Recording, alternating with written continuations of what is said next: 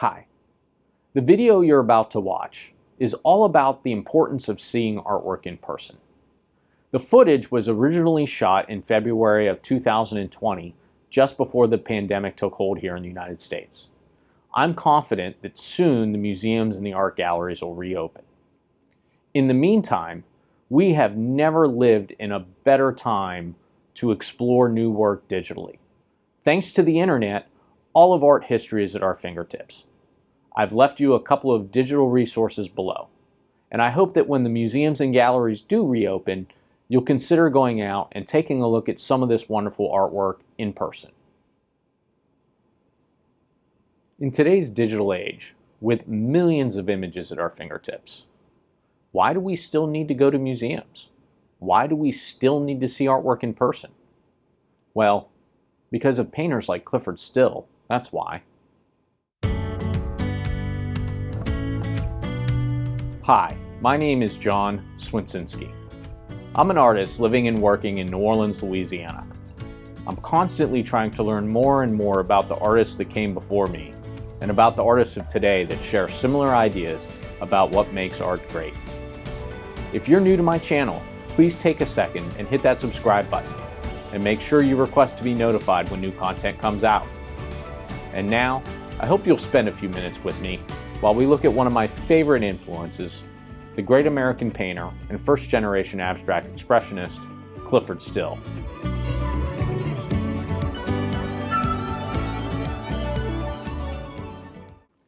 The first time I became aware of Clyfford Still and his work, I was in my studio meeting with one of my Master of Fine Art professors. He pulls out this ancient iPhone 4, you know, the one with the really small screen, and he then proceeds to pull up these images of these abstract paintings. They appear to be these overly simple colored field paintings with jagged shapes in them, and they were interesting enough, but they certainly weren't mind-blowing by any sense. I think the professor could sense my feigned interest, and he proceeded to impress upon me that if I ever go to Denver, I absolutely must visit the Clyfford Still Museum, and that if I do, I'll never look at his work or my work the same way again. And so I nodded my head politely, and then we went back to discussing why my own abstract work was falling well short of his expectations. Fast forward a few months, and my wife and I are in Denver on our way to spend some time in the mountains with friends. I knew that if that professor ever found out that I went to Denver and didn't go to the Clyfford Still Museum, that I would never, ever hear the end of it. So we blocked some time and went on over to it. It's this architecturally amazing structure that's adjacent to the Denver Art Museum. And I honestly walked into that museum with very minimal expectations.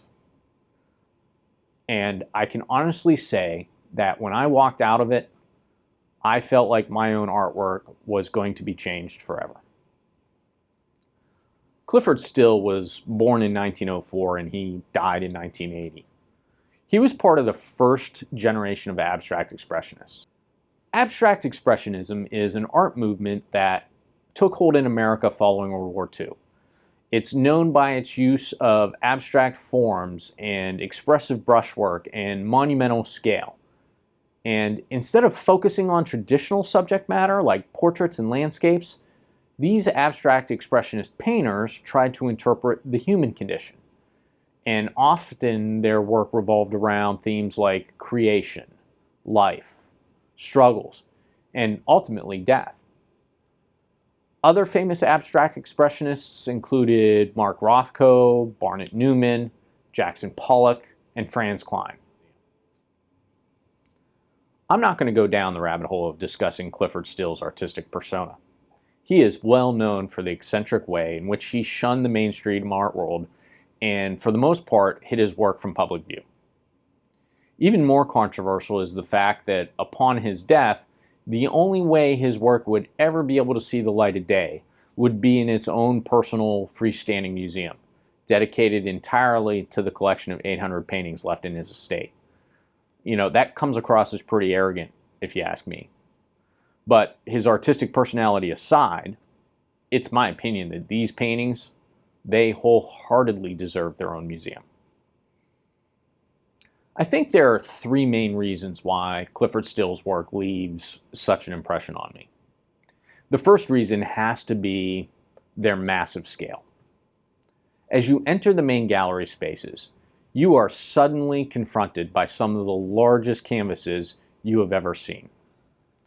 Most of Clyfford's paintings from the 1950s onward are about 10 foot tall and in some cases as wide as 16 feet. And so now, that 3-inch iPhone image I saw suddenly carries the weight of a great monument. I've studied many Rothkos and Newmans in person, and many of those works are large too, but those canvases almost seem inadequate in comparison to Still's. But why?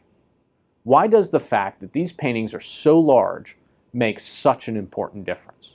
For me, I think it has to do with the painting's ability to become the space. In these galleries, you are no longer just looking at these paintings, you are in them. You have no choice but to feel something as a result of being in their presence.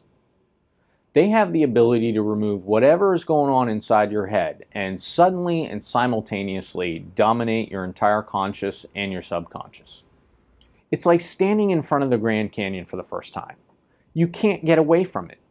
The thousands of other visitors that are standing right alongside you are suddenly non-existent because you're completely overpowered by the grand scale of the canyon itself.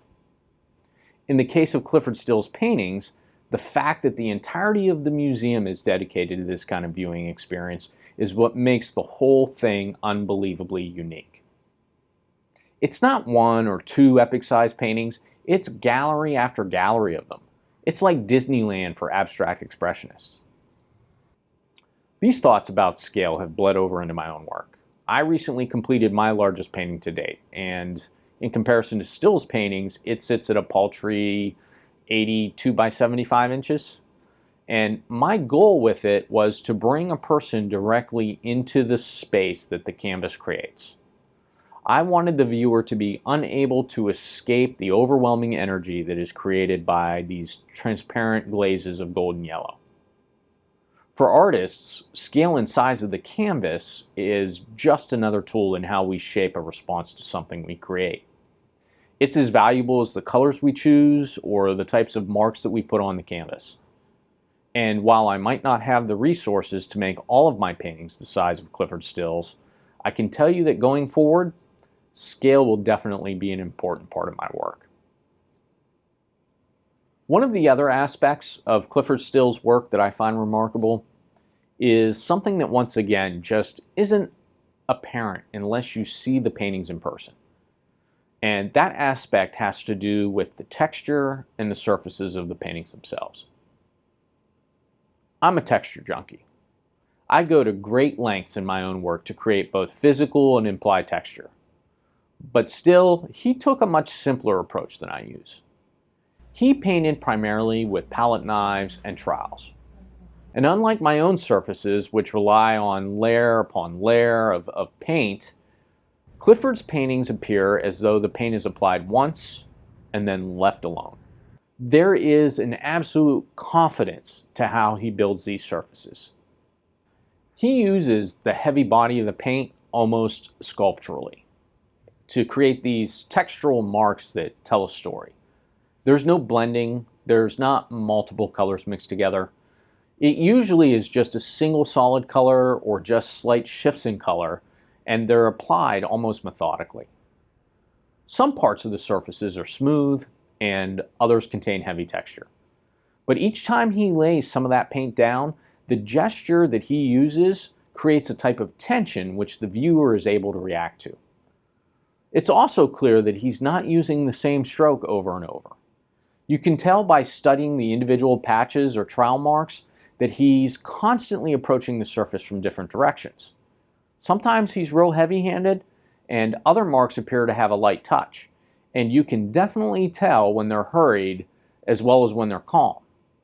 And doing all of this, he's able to create a mood that can be seen and felt by the viewer, all without changing the color or adding additional compositional elements. Like Still, I shy away from using traditional brushes. and I prefer to use alternative mark making tools to apply and manipulate the paint. I do it because I find that it creates surfaces that are unexpected, and often they leave the viewer wondering about how the painting was created. I like infusing that kind of mystery. But Clyfford Still had another tool in his toolbox that I don't, and that is that Clyfford Still made his own paint. He used dry pigments and then mixed them with the oil himself. And in doing so, he created the ability to control the way that the paint interacts with the reflected light. Some passages are very matte in appearance, while other adjacent patches are very shiny. This is something that the photographic images just can't capture, because it requires us to move around and have the interaction with the light to understand what is taking place. I try to replicate that effect by adding different mediums to my paint. Sometimes wax to dull the surface, other times an alkyd medium or additional oil to add gloss. But it's not the same as building that effect into your own paints. The last aspect of Clyfford Still's work that I didn't truly appreciate until I saw it in person has to do with the idea that the painting itself is the subject. And this is what makes abstract expressionism so unique. In most of the paintings created prior to the early 20th century, there's usually a central focus, a subject to the painting. Usually it's figures or a portrait. It might be a still life object or an object of interest in a landscape. And usually the painting's composition is built to support creating focus on whatever that dominant element is. In the case of Still's work, the entire painting is the focal element, with all of the many parts having an equal role in its impact on the viewer. The paintings contain large contiguous spaces, narrow lines, jagged edges, horizontals mixed with verticals, and Clyfford Still loved to use the edges of the canvas. Regardless of where these elements are placed, each of them is used in a way that creates a complete environment in which the viewer can be immersed. The entirety of the canvas is the image, and unless you examine the whole of the composition from edge to edge, you are not experiencing the painting the way that you're meant to. And there are also these little touches of color in places. And while they might seem random, they always have the intended effect of drawing attention to the surface in just the right proportion to the rest of the overall image.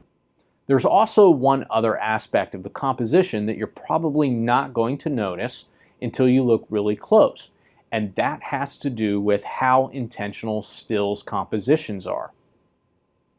When you look at the painting closely, you begin to notice that there are bits of bare canvas peeking through the seams between these contiguous background elements and what appears to be these random smaller shapes. So what does that mean? Well, it means that Still didn't paint a large background and then paint the smaller elements on top of it. There's separation. They're not stacked like traditional background, middle ground, and foreground. There is no paint on top of paint. Everything is rendered in a paint-by-number fashion that creates this illusion of three-dimensional space. And unlike Jackson Pollock, who released control of the paint as it dripped away from his brush, Clyfford Still maintained complete control over the placement of every swipe of paint. This method of direct painting he uses reinforces that Still isn't leaving any part of the composition up to chance. And this isn't really all that surprising given the way that he wanted to control how and when people got to see his work, which carried on even after his death. Personally, I can't paint this way. I don't have that kind of vision, and my own work relies on an aspect of gestural abstraction similar to Jackson Pollock. I like to be surprised and have the opportunity to react to the sometimes unexpected, and I find that opportunity exciting. But I respect what Still was able to accomplish with his methods. I bet Still could imagine his paintings before he even started them and have it come out just like he saw it in his mind. In a lot of ways, that's painting in its purest form. And so those are the three things that I took away from seeing Clyfford Still's work in person. The epic size, the nuanced textures and the way that the paint was handled, and the intentional way that he built his compositions. Before I visited this museum for the first time, I had no clue. I couldn't imagine from looking at these iPhone images how this man's work could influence the way that I and thousands of other painters would paint. Now I understand. Thanks for taking the time to check this video out. What do you think? Do we still need to see artwork in person to truly appreciate it? Or has the internet and digital imagery gotten so good that we no longer need to go to museums to truly appreciate a work of art? I'd love to hear what you think. So if you would, go ahead and leave me a comment. And if you can think of any other artists that you're interested in hearing about, please let me know. Thanks for watching.